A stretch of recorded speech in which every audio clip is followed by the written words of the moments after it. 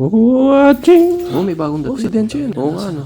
Nasa langit ka na, iyo. Nasa langit ka na nga, nagmumura ka pa. Gago, idol talaga. Langit na nga. Tao, diretso yung dapat sa impyerno. Wait lang, manahimik ka mo. Tanungin muna natin. Anong kinamatay mo?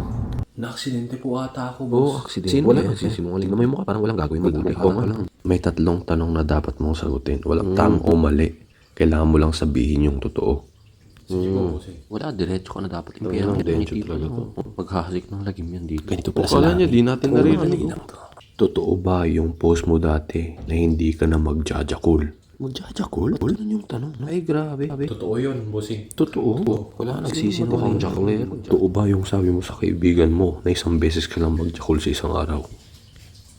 Di ba normal lang yun? Puro jakul yung usapan natin dito. Di ba langit dito? Totoo rin yun, bossing. Oo, totoo daw. Isang beses lang sa isang araw.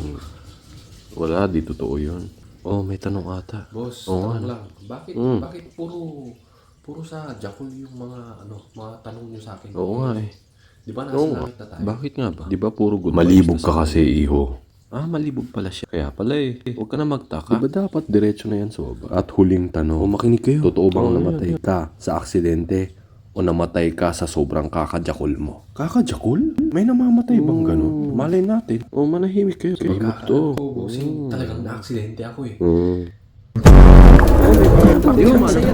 Uy, welcome nyo. SBO ko pa. Sinungaling. Ano kala mo? Matakakatakot. Sige, tayo mamaya na. Painumin nyo muna yan. Di ba si ano yun? Oo nga, gandang lalaki. Inom tayo ng asido. Uy, si Denji. Masarap yung pulutan dito. Loob ng tao. Kalimutan mo na yan. Patay ka na lang dito.